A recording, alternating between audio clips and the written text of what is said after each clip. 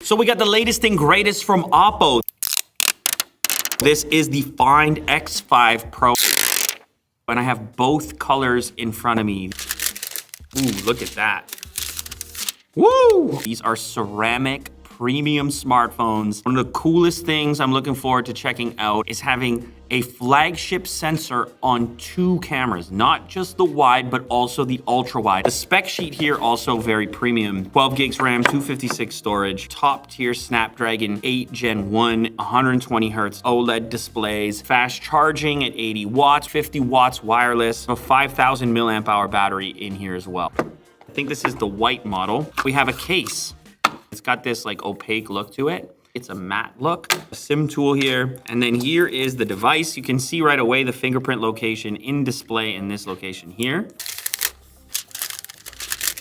Ooh, look at that. Ceramic is not just good looking, it's also a lot harder than glass. Ceramic on the back, it takes a lot longer to process and manufacture. And then on the front, it has Gorilla Glass Victus. So it should be a pretty durable phone. It's also got IP68 rating for dust and water. But look at this cool camera design with this smooth ramp up to your camera units. These are both 50 megapixel Sony units, latest camera units for both the wide camera and the ultra wide camera. That's gonna do 2 things for you. Obviously, it's gonna bring more quality to your ultra wide, which sometimes is overlooked by manufacturers.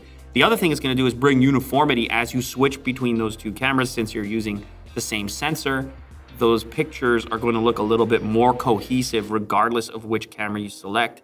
You also have a zoom camera over there as well. This feels insanely smooth.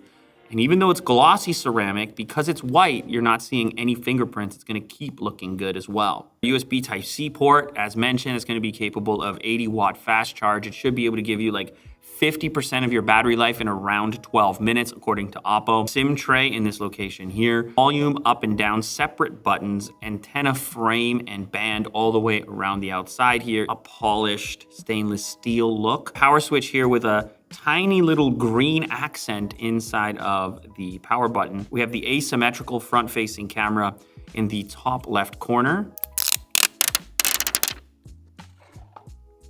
Snaps on like this.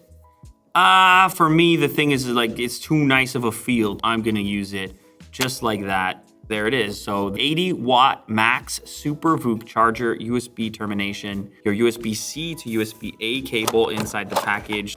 You're gonna have a little rubber gasket on there to aid in protection, also dual SIM setup. Hasselblad participating in the color tuning of the camera setup to be more natural, possibly more pleasing depending on the individual. And then over here, we have the black model.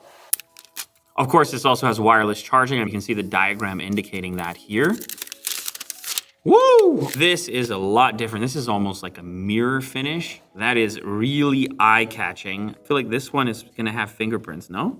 No? I feel like it absolutely should. Somehow, there is a degree of fingerprint resistance. Were you able to get fingerprints on it? Well. Oh, okay. You can get fingerprints on it. Mo just proved it. I might have winter hands going on. So that is a wild look. It's this dark black mirror chrome looking finish, which is especially nice around this region because you can see the way the reflections showcase this ramp.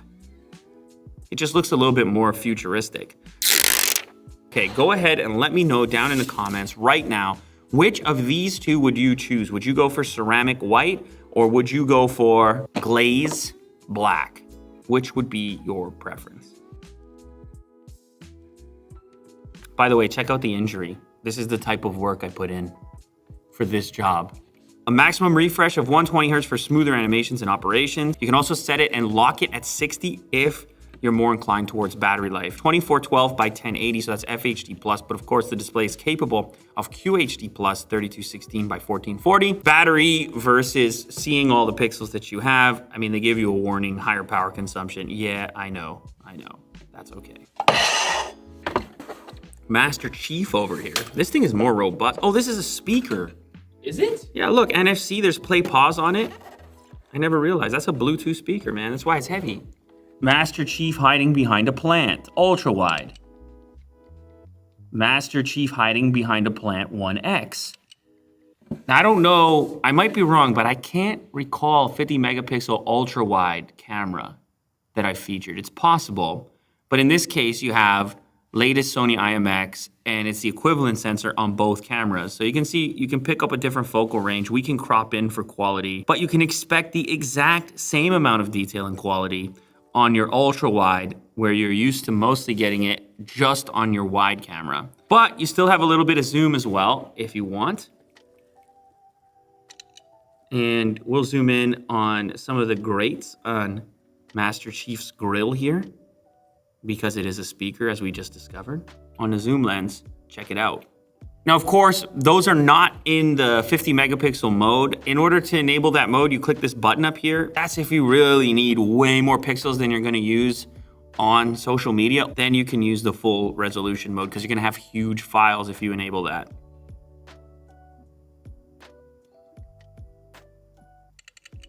Ooh, I snapped too.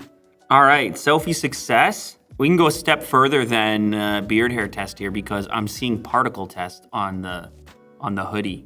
It didn't overdo it with the saturation, which I like. Ooh, the stabilization in 1080p is nuts. It's that gimbal situation again. Okay, so here is a sample of the 1X video, the wide camera. It's in 1080p right now, which seems to give the smoothest pan. It has a built-in gimbal, so this is kind of ridiculous, these moves that we're capable of. It just takes your abrupt movements and attempts to smooth them out, make them more cinematic. I see your Tim Hortons, Mo. Now we're on the ultra-wide camera. This has a macro mode as well, so let's see if we can focus on something very close. I'll just pull this up towards camera. Yeah, I mean, it can focus. How many centimeters away from the camera lens would you say that is? 3. 3 centimeters. When you go to 4K, so this is a 4K sample. It's still pretty smooth though. Mo. Yeah, just say something to the people. Testing 1, 2, 3. No, like something nice. Like a thing? Like something. We'll watch Lou later. Well, something nice to the people. You know? Nice? Well, I mean, you're a nice guy, so. Just something positive to the people, you know. Buy crypto. This is not financial advice, Mo. Absolutely, it's financial advice. Oh my God. All right, so we're now in a low light environment. I mean, you can probably tell if you're looking at this. But check out the results from this smartphone. As I pan over to Mo, he looks almost the same. I mean, he doesn't look anywhere near the same to me in this lighting that you're looking at. We did not adjust the camera. We just cut the lights. And this device is capable of taking very little amount of light and still giving you useful video. Now, the other thing is you can do night mode for photographs. In this case, we can probably go even darker. This is pure black. So here we go, 1X. Night mode is still magic. Night mode is still fantastic. And this device doesn't disappoint. Big sensor, sensitive sensor. That's the key. This gives you a good idea of how much screen you're getting, screen to body ratio. You can also tell how this thing sort of curves over the edge, the waterfall effect going on here. This sounds loud. Yeah, it sounds not good. Necessarily, I mean, it is the biggest platforms, but then it's also, and then you don't see him on CNN, for example. Yeah. Like, I'm sure CNN would have him. If I cover up the bottom, I'm still getting sound out of the earpiece area. So that's always a better situation, so you can't completely block it with your hand.